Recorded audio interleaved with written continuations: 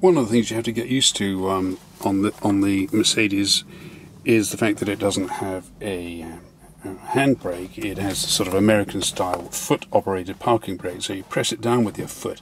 It catches a lot of people out there, because when you get in the car to drive away, you have to pull this lever here to let the parking brake off. Now, that all works pretty well once you've got used to it, but the one area where it's very tricky is if you're doing a hill start, or even worse, a reverse hill start, where, you know, in a normal manual car you'd sort of ride the clutch and just get it right and then let the handbrake off.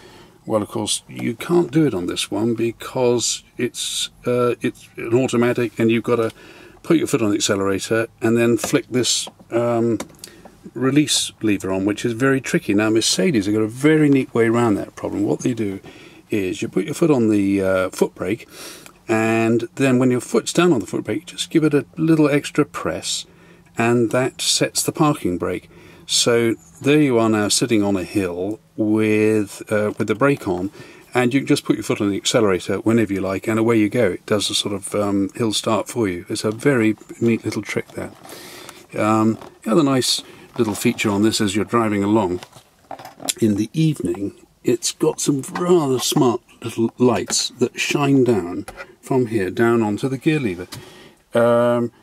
Quite what they're for, I've no idea. In fact, they don't do anything much, but they make the interior look like sort of in first class cabin of an airline or something. It's rather a smart effect, but you can't read a map by it or anything. It just sort of vaguely lights up the gear lever.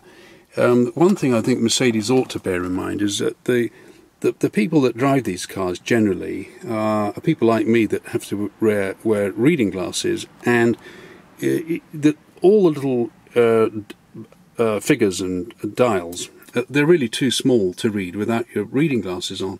And I would have thought that the new technology, they should have a display which you can increase the size of the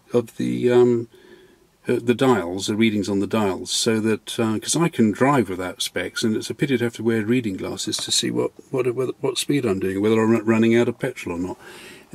Or exceeding the speed limit, which of course I never do.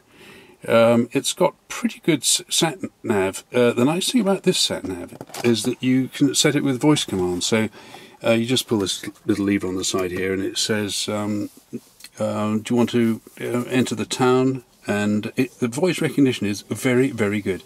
You say I want to go to Brighton, and it shows you up a list, usually with Brighton as number 1 on the list, and it says select from a number, and it's actually a hell of a lot easier than pushing buttons to put to get the sat-nav destination in, and a lot safer. And it's also interactive with the traffic, so if you're driving somewhere and there's a big traffic jam, it doesn't actually tell you, it just reroutes you. It doesn't ask for your permission or anything. You just find that you've suddenly turned left down a little side road. You've no idea why, but it gets you to your destination pretty quickly.